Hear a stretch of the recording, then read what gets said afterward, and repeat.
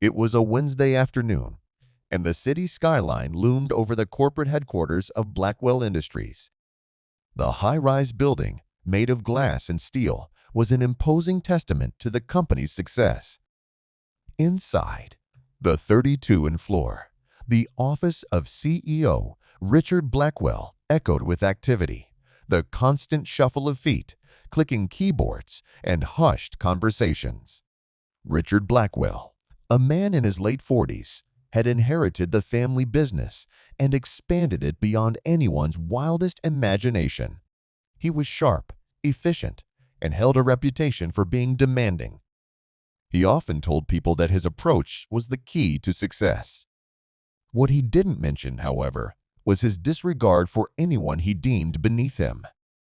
On this particular afternoon, as Richard prepared for a meeting with important investors, he noticed a janitor, Henry, moving along the hallway outside his office. Richard frowned. The janitor's worn-out uniform, with a name tag barely clinging to the fabric, seemed entirely out of place against the luxurious decor of the floor.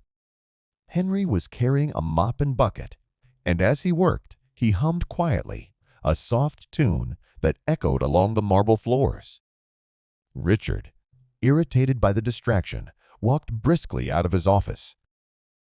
"Hey, you? Janitor," he barked, his voice carrying a sharp edge. Henry looked up calmly, his eyes meeting Richard's without flinching. He was in his early 60s, with a weathered face and gray hair, but he stood tall. His posture was remarkable, and his eyes, an intense shade of blue, held a quiet strength. "Yes, sir," Henry replied politely, resting his hands on the mop handle. "Do you have any idea what kind of people work on this floor?" Richard demanded. "You're making noise and disturbing important business. You need to do this sort of work after hours or somewhere else, not here." Henry remained silent for a moment, studying the CEO. He could have argued that he was just doing his job, that the investors hadn't even arrived yet, and that he was almost done. But he knew that wouldn't make a difference to Richard Blackwell. "My apologies, sir." "I'll be out of your way in just a moment," Henry said quietly, and turned to gather his things. Richard wasn't done.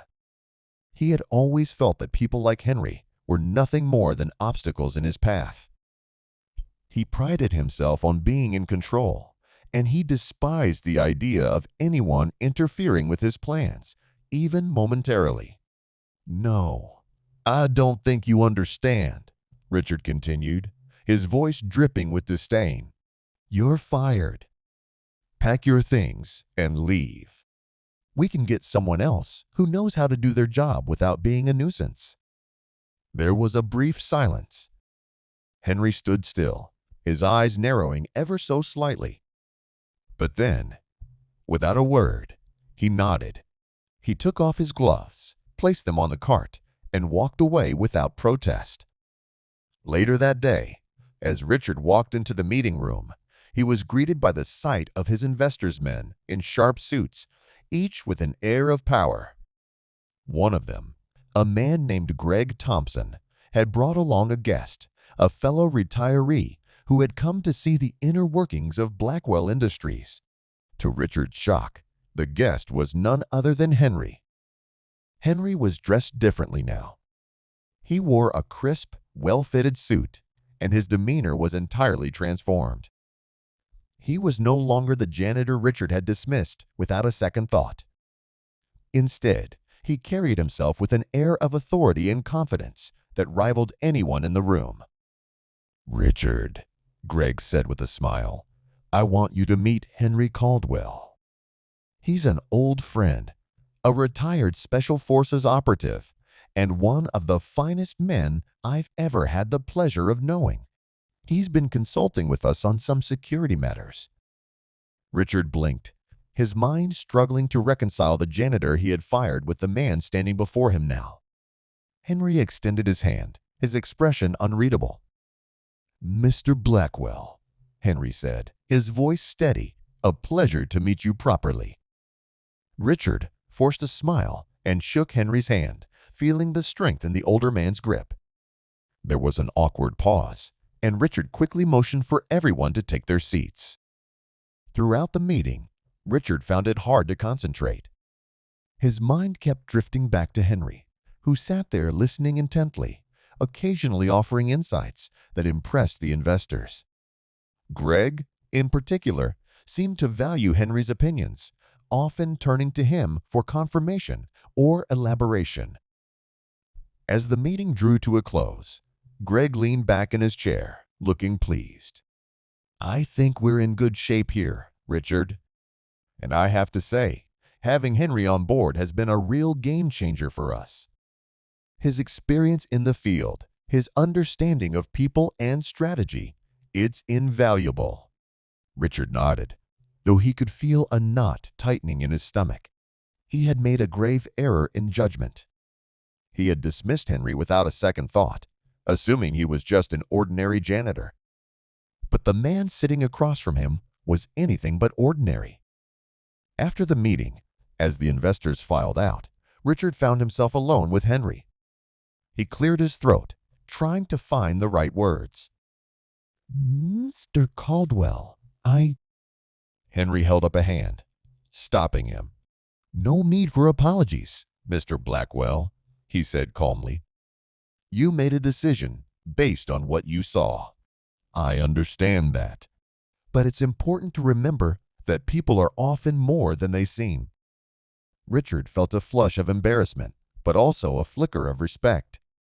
There was no anger or malice in Henry's voice, only a quiet strength. "I misjudged you," Richard admitted, his voice uncharacteristically humble. Henry smiled faintly. "It happens. Just remember, Mr. Blackwell, respect goes a long way, no matter who you're dealing with. You never know what someone has been through or what they're capable of." With that, Henry turned and left the room, leaving Richard standing there, feeling smaller than he ever had before.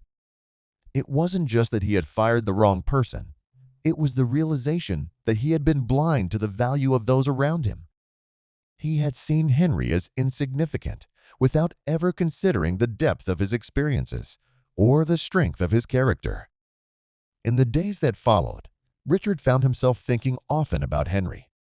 He thought about the way Henry had handled himself, both as a janitor and in the boardroom, and he realized that true strength wasn't about power or position. It was about dignity, humility, and the ability to rise above petty slights. Richard began to change his approach.